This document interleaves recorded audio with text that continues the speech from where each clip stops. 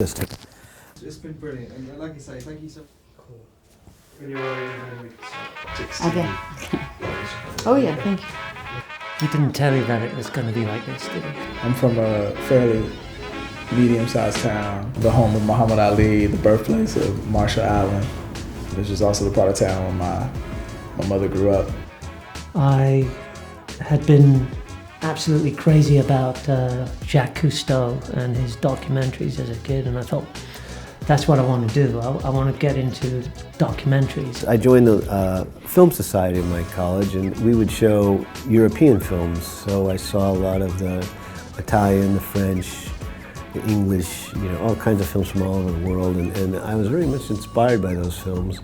And then one night I went over to see A Clockwork Orange, a Stanley Kubrick film. And when I left that film, I just said to myself, okay, I want to become a filmmaker. I was so inspired by the film. You would watch stuff and then you would I just had this yearning to do it. But the magic of it, obviously, which I didn't even question, is the cinematography. Capturing that image is what makes cinema what it is. When we were 12 or 13, 14, went to a set, and then I thought,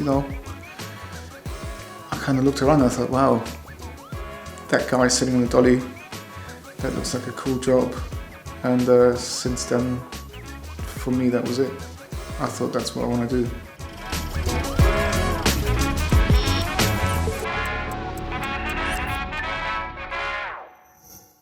No, I didn't always want to be a cinematographer. I didn't even know what a cinematographer was. And I was mostly interested in theatre. Both directing theatre and acting in theatre as a teenager were my real passions, but I also was a very, very keen photographer. So I started that, was about 11 or 12, learned to develop film and print film in the school darkroom. Quite early I got into stills photography. I was kind of lucky. I got a chance to sort of, work with a stills photographer, use his darkroom and kind of get mentored by him. I started to take photographs when I was 17. Well, I started earlier when I was a kid, but when I was 17 I did like a black and white workshop with darkroom and all that stuff. I would sneak out the dormitory window in the middle of the night to go to the darkroom, and I had a spare key made, and I'd use it at like 10 p.m. to 1 a.m. Darkroom teaching for me was essential. I just loved the silence in the room. I think that was what really attracted me. As a young age, going into the darkroom and learning how to process film and watch the first of a print image come up in the developer tray and so on. And that's kind of magical now. And I love seeing images emerge in liquid, just take a picture and then develop it, shake it, and then have that image just emerge in front of you. There was something very magical about that, and something that digital clearly doesn't supply, that particular kind of magic. There was initially kind of learning stuff about composition and film stocks and exposure and all the kind of basics, but I think beyond that, really getting into printing, particularly into color printing. First of all, black and white, and learning about contrast and all that sort of stuff, and different papers and how you could kind of manipulate the print. But then going into color printing, it really got quite technical. I learned a lot about color there. I would say like a lot of my fundamental lessons go back to stills, and also some of my favorite images are still stills images. I think some of those images really kind of stayed with me, and I spent a lot of time looking at photographers and really kind of analyzing their work and their style. The moment I was on those sets doing the stills, I just totally fell in love with I fell in love with the set, if you know what I mean, the whole process. It seemed like being in kind of magic land to me, and it was my first experience of, this is how films get made. Why would I know how films get made? And then I was very keenly watching both the director, the actors, the cinematographer. Those were the things that interested me, especially lighting. I watched the cinematographer lighting, and it just seemed impossible to really understand what the hell he was doing.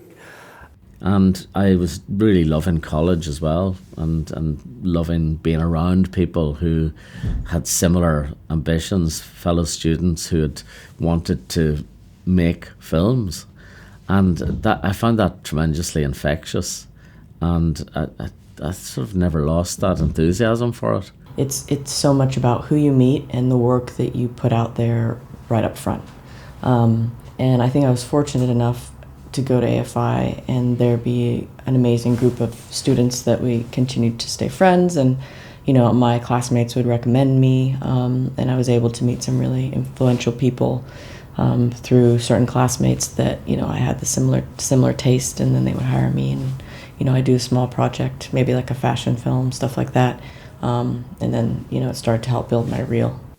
I'd love to go to a film school, so I went to Denmark, to the European Film College, where I kind of focused on cinematography and film history, and shot lots of short films in that 1 year. First thing I did was I went to film school, and I was working in short films with friends, and figuring out that way how it was to film stuff on 16 millimeters most of the time. So then when I left, then reality hit me slap bang in the face. And I realised that it was kind of going to be tough to make a career of this. People kept asking me to shoot from the school, like Julian and Sandy Johnson. They'd say, "Oh, come and shoot this and come and shoot this," and I'd be, "Oh, yeah, okay." And then they'd give me 200 quid, and I'd think, "Oh my God, this is like a fortune." And then after a year, I couldn't really afford the film school. I had to work at the same time. I was working in what would be the equivalent of Time magazine in Argentina. So I was working like 13 hours a day plus going to the film school. And I just didn't have enough hours in the day or money. So I decided to go back to Spain, where my parents were going to support me and help me to go to film school. So I went back to Spain, and then I went to the film school in Barcelona. In the meantime, I was picking up little short films that were allowing me to build friendships with other filmmakers, and that eventually led on to being able to shoot something, a short. I worked for nothing, a lot, I had a lot of friends who want, come and shoot my film, and I'd shoot their film. Come and do this, come and do that. What are you doing the weekend? Can you get us a camera? Can you steal a bit of stock? And so a lot of that went on, and that carried on, because that's the only way you were ever going to get it through. And I mean, doing favours for people is horrible, because it's better to be paid and let someone down. If you're doing a favour for someone, you've got to go and get a job, or something else happens, your name is mud. It didn't matter how many music videos I'd made. I always had experience, equipment, so that was how you moved on to feature films. You did it through little pieces. If you don't see yourself in the story, why would you participate? And so that was like the sort of rudimentary requirement, is that I had to be able to see myself in the story. And a lot of early on, you're not getting a ton of scripts. It's just the scripts you're given. Every now and then they have to speak to me, and ultimately would always choose the ones that spoke to me the most. So I grew up surrounded by filmmaking equipment. My father always had his own cameras, which he maintained himself. Camera was looked after like it was a baby, because if the camera wasn't working, he wasn't working. And then I came across the National Film School in Beaconsfield, and I was like, okay, that's where I would love to go. And at the time, it was a 3 years master's degree, and there was only 6 people per year. So I applied, and then you go through a lot of 3 or 4 stages of, exams and workshops that they are eliminating people. And I was very lucky to be one of the chosen 6 that year. That was the only film school that I started and finished in the same place. I grew up in New Zealand in a small town where my father was the photographer really for the whole region. There were others, but he and his partner had probably the preeminent position, and I used to help him with his bags on a Saturday when he was doing weddings. When I was 14, my father said, would you like to, come and be my apprentice? I joined my father, and we travelled all over the UK making all kinds of films, from travelogues, instructionals, fleet air arm films. But while I was here briefly, a friend brought me out to the National Film School. I had this real feeling of, oh, I need to come here. This is where I need to go. So I applied and thought I wouldn't get in, but then I did. I decided to go to film school, so I applied to University of Southern California here in LA and got in. And you know, people we worked with, they were really ambitious students, so it was good to kind of get hands-on, and that was really where I decided I wanted to be a DP. Up at that point, I knew I wanted to work in film. I knew I was interested in cinematography. I was also interested in editing. I think it's an amazingly cool place to be as well. You're presented with a class project. You go out and you shoot the project, and then you come back as the director of the project, and you show it to the student body, or you show it to your comrades, and they all kind of say, okay, it's all right, right? And that's not what you expected. So of course, instantly you're like, oh, this is not for me, you know. And then you go back out as, let's say for roughly, you go back out as the sound mixer, and you come back and people are not connecting with that, and then you go out as the cinematographer of the film, and I would bring that footage back to the conversation. I felt like I was getting more feedback from that. The feedback I was getting from people that I cared about was much more intense, seemed more natural to me. I was determined, and it was a tunnel vision in making feature films. I wasn't sure what I wanted to do, to be honest with you. And the beauty of going to film school is that you get an opportunity to try all kinds of different things. You can be an editor, a director, a cinematographer. I very rarely got to shoot films, actually be the camera person on any of the student projects until the very end. We had a great tutor, Jacek Petryski, a Polish DP, who sort of said, right, you're the DP, and so I got the camera for the first time, and that was a real breakthrough for me, to have the responsibility. Instead of being the boom swinger or the assistant editor, there I was behind the camera, which was really, that's when I realised that's where I wanted to be, because it was so analogous to the stills stuff that I've been doing before, and I loved every second of that little short film I did. Short films are really, some people are, oh, well, you still shoot shorts? I hear that a lot, It's like, of course I still shoot short films, because short films, it's an art form within itself, because it requires you to use certain muscles that you don't get a chance to use on feature films. I went to the American Film Institute and did a postgraduate course in cinematography, and at the end of it, I'd always admired Connie. He was my favorite cinematographer, the one I looked up to. There was something about his choice of films, etc., and apart from the cinematography, that was something I wanted to learn from. I'd met him a couple of times at seminars he'd given us, so we were in a small kind of environment anyway of 20 or so students, and at the end I really wanted to do an internship with him, and Leslie said, well, he's one of my best friends and we've shot quite a few things together, and he says, wow, he's desperate to try and get an internship or a meeting. So I met Connie the following day. We had a really long meeting and talked about a whole bunch of things. Very few had to do with cinematography, but we got on really well, and he was about to start Steve's Aliens, A Civil Action, and I asked him if he had a camera intern for the film.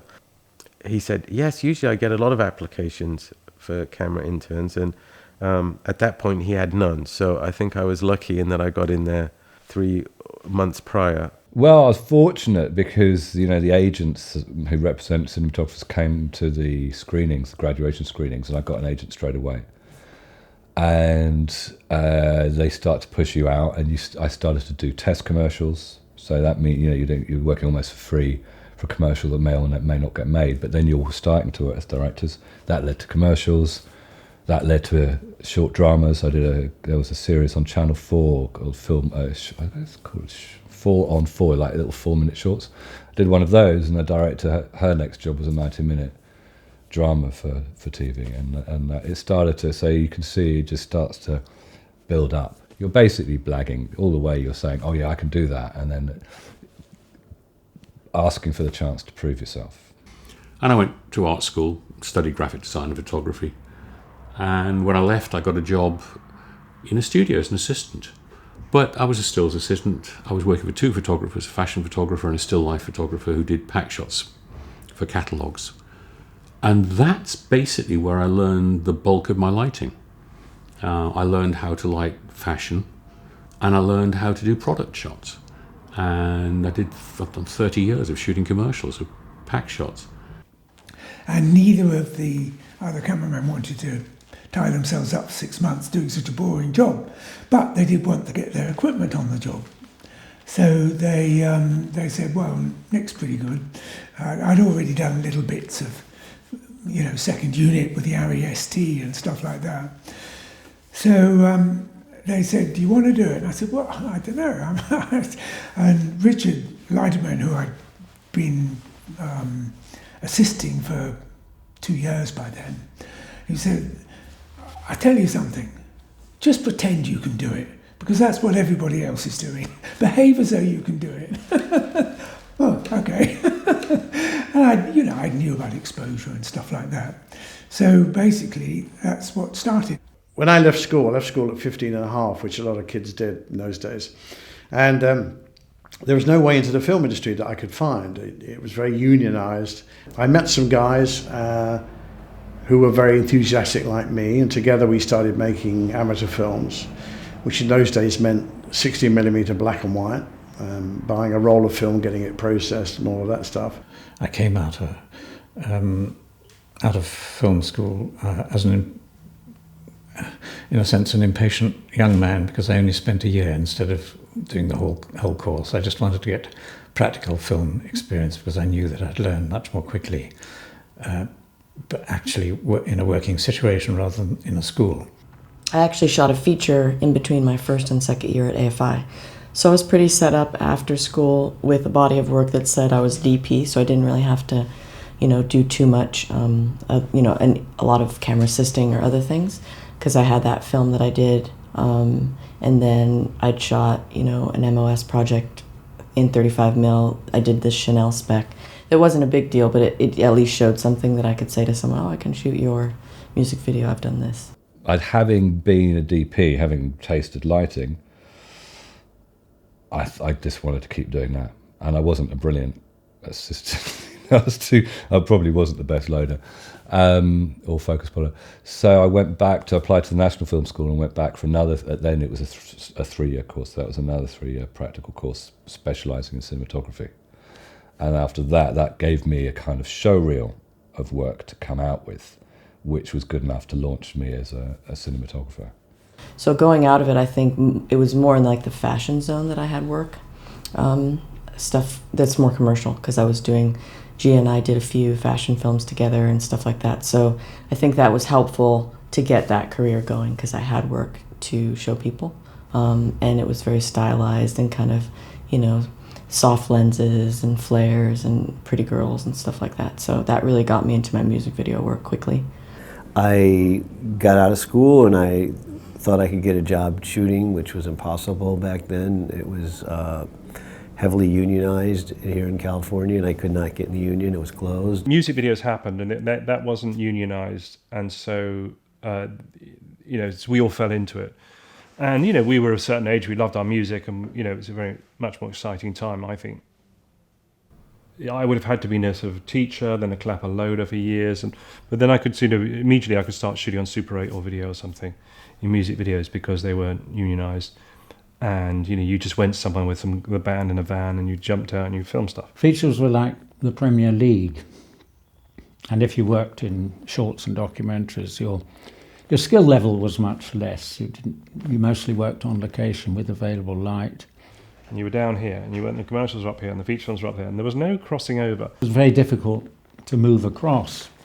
I didn't want to work, with big crews on big films. I realised that music videos were frowned upon, and they're a bit silly, and they weren't real movies as such. I just went there for a day's work at a film studio basement in Wardour Street, and I stayed for 6 years filming commercials. people who were making advertising, we thought we looked after them. Oh, they got making a big commercial. They got 35mm. They got this equipment. But they're only doing 30 seconds and 10 frames. In a music video, doing 3 minutes 45, usually written by the director as an idea. No storyboards, no agency telling him what to do. It had to come from them. It had to work as an idea. And by the time I was working my way up into that field, quite often the bands didn't even want to be in the music videos. So, it was a 3 minute 45 film. And that is actually, you need a lot more balls to do that than just to shoot a commercial for a Peugeot.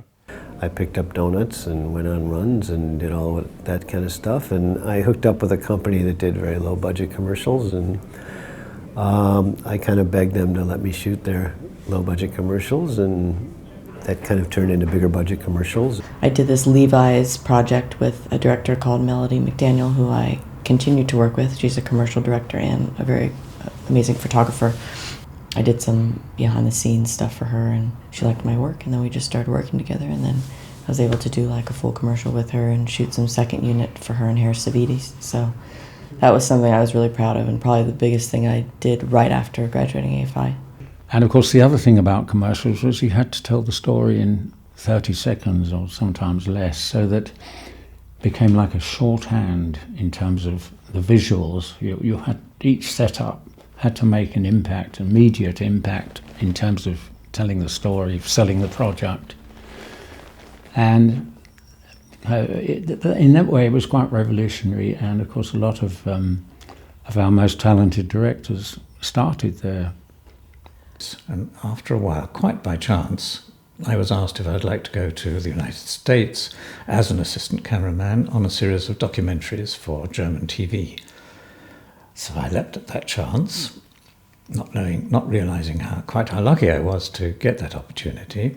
I didn't know where it would lead, but in a way it led to the first film. It was very difficult to get into features because you were very much in your field. If you were a music video guy, that's how people thought of you, and it didn't matter how beautiful those music videos were and how big they'd become, if number ones or something like that. And I still look at music videos now and I just think, God, that's great. Rock videos helped me out in terms of experimenting with images and how to do things, and work with Madonna and Prince and all these people. And that was very useful in terms on the technical side.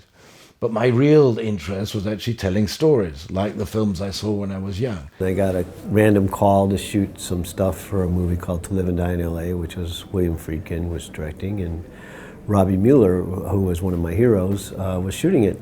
So I went in and I was shooting just, second unit and second camera stuff with Robbie. And then Robbie had a prior engagement with Robert Altman to do another movie, and our movie was going over, so he had to leave, and so they bumped me up to be the first unit DP, and that's kind of it in a nutshell. My first feature was a few years after I finished film school. At the time I was married with a director that had also finished film school with me, Alexis Dos Santos. And so we just went there and we're like, let's make a movie, because how are we gonna get our first feature? And so we just did it with a group of friends, like very reduced. We went to Patagonia, where he's from, and his family helped out, our friends helped out, and it was like a crazy adventure.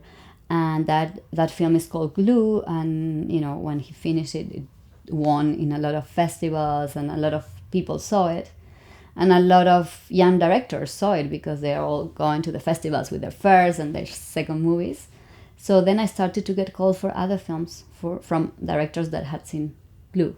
Sort of worked my way up to the point where I was shooting commercials and pulling focus on features, and I just was able, I don't know how, to transition from being a camera assistant to a DP, and teaching myself as I went what I needed to know. I shot student films, I shot low budget everything.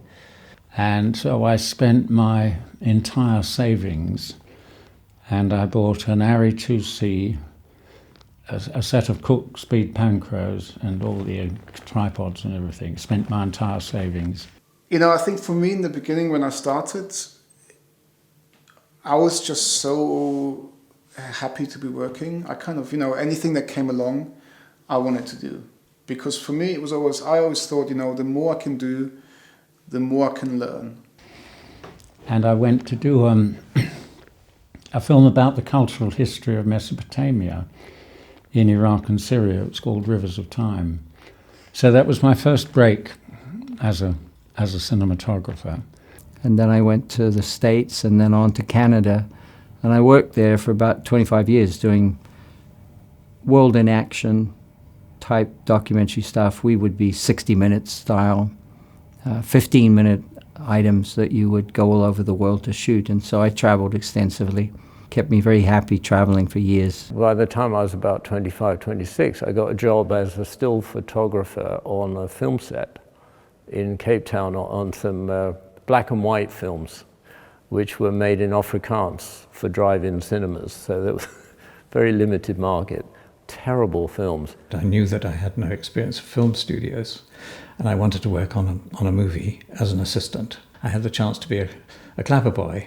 I demoted myself from being a documentary film cameraman to being a clapper boy, and I began to understand a bit about how films are made.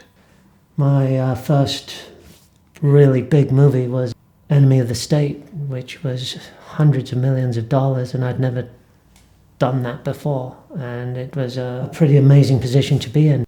I happened to bump into somebody who I vaguely knew called Billy McKinnon.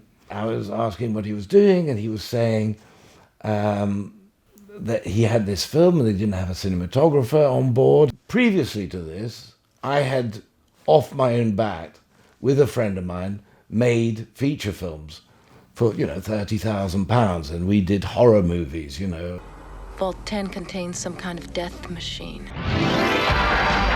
Awful movies, but it was a way of me actually being able to show something, because that's always the problem of getting your first job, is being able to show that you can do it, and they can look good, and you know what you're doing. And anyway, I got on very well with Guinness McKinnon, and it was, I suppose, my first film that gained recognition. It won the Edinburgh Film Festival Award for the best British movie of that year.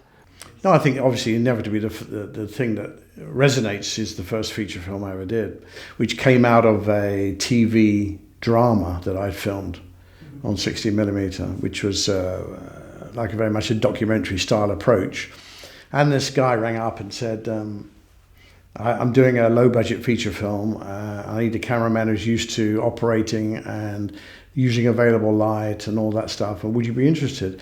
And at the time, any opportunity to shoot a feature film, I was interested. And so I gave up my job at the BBC, which everyone said, you're a fool, because it's a job for life. But it turned out, it worked out very well for me. And his producer, he introduced me to his producer, who was a man called Martin Campbell, who then went on, he started directing about 4 years later. And I did 9 films with him. So that was, a useful moment. My very first film, it was called It Happened Here, and it imagined Britain occupied by German forces during the war. And we made it on short ends. From there, I went on to do very low-budget independent movies here in LA. Very low budget that the union, it was so low budget the unions really didn't care that we did them, and that kind of led on, I did a movie called Drugstore Cowboy, which got a lot of attention, and that kind of put me on the map to do much bigger, better movies. So I think the fundamental difference now in how the industry works is that one had to go through this process where you earned the trust of the technicians around you. Working with film is a lot different from working digitally, and so there's zero margin of error. And the same goes for the focusing and the operating and everything. Back in those days, in my early days, it was a very unforgiving place, and you were judged on your last job. Nowadays, people are not so militant, and the demand isn't that intense, I don't think.